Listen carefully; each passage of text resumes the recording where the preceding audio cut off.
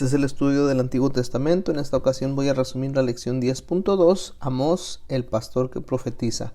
Estaremos comenzando esta lección hablando del autor y la fecha de este libro. Después de ahí pasaremos al bosquejo, donde estaremos viendo las divisiones principales, y en esta lección estaremos utilizando esas divisiones principales como los puntos principales para la lección. El primero de ellos siendo juicio para 8 naciones. Tomamos Amós 1 hasta Amós 2:16, y después de ahí hablamos de los principios de juicio para Israel. Amós capítulos 3 al 6. Pasaremos a hablar de 5 visiones de juicio en Israel, Amós 7 al 9:10, y cerraremos hablando de la restauración futura, Amós 9 del 1 al 15. Y si aún no lo ha hecho, le recomiendo que vaya y escuche los videos acerca de la introducción a la unidad y también la introducción a este capítulo 10. Vamos a comenzar con Amós, el pastor que profetiza. Respecto al autor y la fecha, los eruditos de la Biblia generalmente concuerdan que fue Amós el que escribió este libro que lleva su nombre. Amós no era un sacerdote como lo era Jeremías o Ezequiel. Amós era un pastor y era un cuidador de higueras, así nos dice Amós 7, 14 y 15. El libro de Amós usa una palabra hebrea inusual para pastor, y hay algunos eruditos que han sugerido que Amós fue un hombre de negocios que poseía manadas y que era bastante adinerado. Sin embargo, otros cuestionan esa conclusión. Sabemos que la casa de Amós estaba en Tecoa, que era un pueblo pequeño ahí en Judá, a 6 millas hacia el sur de Belén y 11 millas de Jerusalén, pero Dios lo envió a predicar al norte para que profetizara en el reino de Israel, el reino del norte. Amós no era un exegeta, Amós no era escriba, tampoco era un erudito bíblico. Él no asistió a una escuela de profetas y su padre no era profeta. Es cierto que su conocimiento de los tiempos y la historia bíblica muestra que él tenía alguna educación. Eso lo podemos ver reflejado en los primeros 2 capítulos. Pero algunos sostienen que esta educación no era educación del tipo formal. La disposición de Dios de usar a personas sin capacitación académica y religiosa previa resalta la verdad de que Él no muestra parcialidad. Es un recordatorio oportuno para todos nosotros en una era de profesionalismo en la que estamos viviendo. Y Amós, el nombre de Amós significa cargador, y es teológicamente significativo a su mensaje y a su llamado. Por ejemplo, Amós llevó la carga de injusticia social y de identificarse con las personas en sus luchas y en los tiempos difíciles de la vida. Amós también llevó las cargas de la nación de Israel, particularmente en relación a su pecado y a esa infidelidad de Dios, hacia Dios. Y él llevó la carga del llamado de Dios para hablar proféticamente al pueblo que estaba pecando en forma consecuente, y no solo eso, sino que no se arrepentía de sus hechos pecaminosos. Y ya que Amós no era parte de esa clase religiosa de sus días, eso le permitió a él hablar la palabra del Señor con más libertad y más audazmente. Debido a su plataforma como laico independiente o algún obrero manual, él tuvo más libertad de proclamar ese mensaje de Dios sin ningún estorbo o sin tener que preocuparse de los intereses creados o de la opinión pública. Algunos dice Amós 1:1, este profeta registró lo que Dios le había enseñado, le había mostrado acerca de Israel. Amós recibió sus mensajes o visiones durante los reinados de Usías, que era rey de Judá, y durante ese tiempo estaba reinando acá en el norte Jeroboam II, el rey de Israel. Dice que Amós probablemente ministró alrededor del año 760 al año 755 a.C. ¿Y cómo era el medio ambiente y cuál es el propósito y el tema de este libro? Pues vamos a hablar acerca de eso. Amós 1:1 nos indica que 2 años antes de un terremoto, Amós profetizó y advirtió a los israelitas del juicio inminente que venía. Acordémonos que la prosperidad de Israel bajo este rey Jeroboam II había llevado a la nación a que descuidara su fidelidad a Dios y quitarle gravedad al pecado. Ellos hacían como que el pecado no era tan grave. Amós predicó contra esa hipocresía y clamó por justicia social para los pobres y por una vida piadosa y fiel. Vemos aquí que el tema principal del libro lo encontramos en Amós 5:24. Pero corre el juicio como las aguas y la justicia como impetuoso arroyo. Ya que Amós era un pastor, así como era profeta también, él tenía una comprensión de las ocupaciones de las personas, de los trabajos.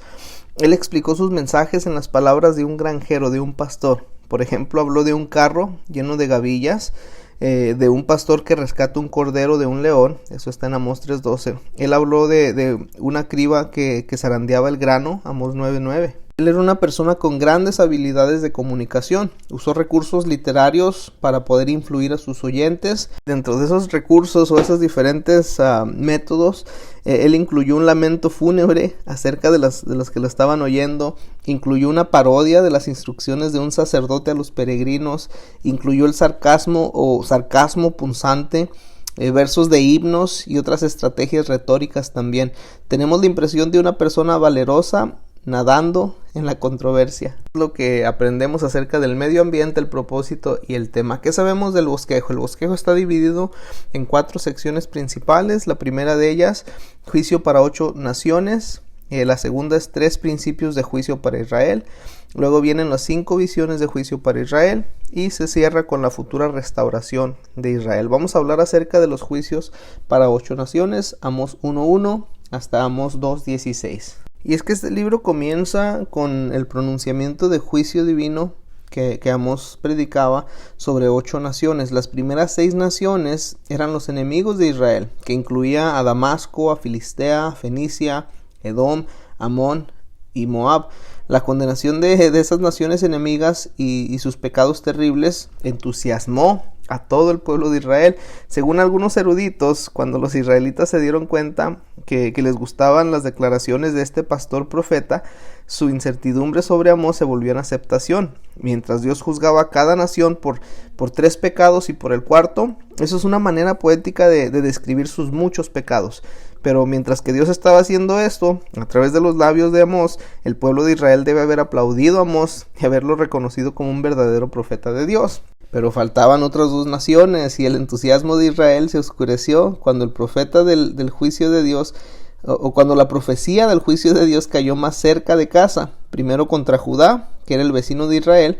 Después de declarar que Dios juzgaría a Judá por sus pecados, el primer mensaje profético de Amós acabó con un decreto que rugió a través de Israel como un trueno.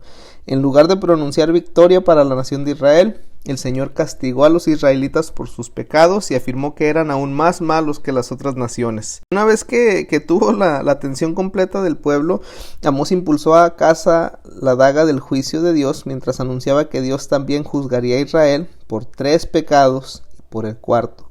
Sus muchos pecados incluían la opresión de los pobres, también aún vender a esos pobres como esclavos. Está en Amós 2 del 6 al 8. Se habían olvidado que una vez fueron ellos mismos también esclavos en Egipto y que Dios los había rescatado de la tiranía de la esclavitud. Y es más, la ley prohibía tratar a otros israelitas como esclavos. Así lo enseña Levítico 25. Dios odia la opresión y favorece la justicia. Por lo tanto, Dios iba a destruir también a Israel. Nos damos cuenta que en esos primeros 2 capítulos Amós les tendió una trampa retórica para poder acusar a su público israelita. Primero llamó la atención de ellos anunciando juicio para las otras naciones que se habían separado del antiguo imperio de David, que era Judá, y el clímax de su sermón vino cuando él pronunció un juicio más severo sobre sus oyentes israelitas. Para ellos eso fue seguramente algo desagradable, algo inesperado, un giro de acontecimientos que no les gustó, y en su deseo de juzgar a sus enemigos se habían armado de una trampa para lo mismo. Las acusaciones de Dios contra las naciones fuera de Judá e Israel provenían de delitos contra la humanidad. La excesiva crueldad en la guerra eran las razones típicas de juicio. Una de esas prácticas que Dios condenaba pues era deportar poblaciones enteras, desgarrar a las mujeres también que estaban encinta, violaciones de tratados, y esas eran acciones que toda persona moral condenaría como extremas, y eran los motivos del juicio de Dios sobre esas naciones. Jehová era el juez de todas las naciones, él iba a juzgar y a castigar a todas las injusticias, aun las de su mismo pueblo. Y bueno, continuando en los capítulos 3 al 6, vemos que se habla de los principios de juicio para Israel. Después de su declaración inicial, Amós describió y desarrolló 3 principios o motivos para el juicio inminente de Dios en contra de Israel. El primero de ellos es que el privilegio trae responsabilidad. Amós capítulo 3. El segundo es el propósito de la disciplina de Dios es llevar al arrepentimiento, capítulo 4. Y el tercero es que Dios está con los que buscan el bien y contra los que buscan el mal, capítulos 5 al 6. De estos principios, Amós afirmó que de cierto Israel era la nación escogida de Dios y que Dios los había elegido para esa posición. Y al parecer Israel tenía una actitud de superioridad que emergía de su relación especial con Dios. El privilegio de la elección de Israel estaba en la raíz de su problema. Ellos asumieron que al estar al lado de Dios quedaban exentos de su juicio. ¿Cómo podría la nación más favorecida de Dios perder su categoría? No prosperaba Dios su economía y política, y Amós argumentaba que la elección especial de Dios era la base de su juicio. Después de eso, en los capítulos 7 al capítulo 9, vemos o leemos de las 5 visiones de juicio en Israel. Luego Amós narró 5 visiones o ilustraciones del juicio divino que iba a venir sobre Israel. Primero de ellos, las langostas, capítulo 7, del 1 al 3. Después de eso, fuego. Después de eso, una plomada.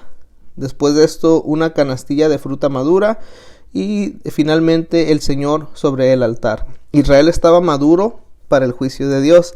Sus consecuentes prácticas pecaminosas ya lo habían seguido por demasiado tiempo, y ya era hora de que Dios detuviera su misericordia y su gracia, y como resultado, la gente iba a experimentar una hambruna de la palabra de Dios, de los mensajes de Dios por medio de los profetas, porque estos iban a cesar. Los últimos capítulos, capítulo 9 hasta el capítulo 15, nos habla de la restauración futura. El libro termina con una nota positiva, aún con todo lo que vimos anteriormente. Después del juicio divino, Dios iba a extender misericordia, iba a extender gracia y también esperanza, y esperanza más allá del juicio. El final del libro de Amós describe esta esperanza de 2 maneras.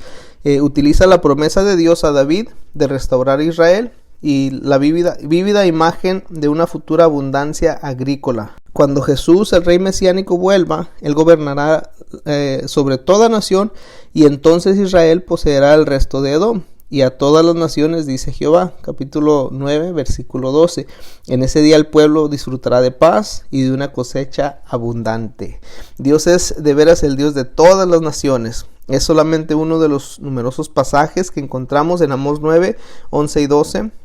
Uno de los numerosos pasajes del Antiguo Testamento que proclaman el juicio de Dios sobre todas las naciones y su propósito de traer a todas las naciones a sí mismo. Y pues eso fue el resumen de esta lección 10.2. Estuvimos hablando acerca de Amós, el pastor que profetiza. Hablamos acerca del autor y la fecha de este libro. Hablamos del medio ambiente, el propósito y el tema. Estuvimos viendo el bosquejo, hablando del juicio para las 8 naciones, donde 2 de esas naciones eran Judá e Israel. Hablamos de los principios de juicio para Israel, los motivos por los cuales Dios los castigó. Hablamos de las 5 visiones de juicio que demostraban que Israel ya estaba listo estaba maduro para ese juicio. Y hablamos del cierre positivo de este libro, la restauración futura. Espero les haya ayudado. Dios les bendiga.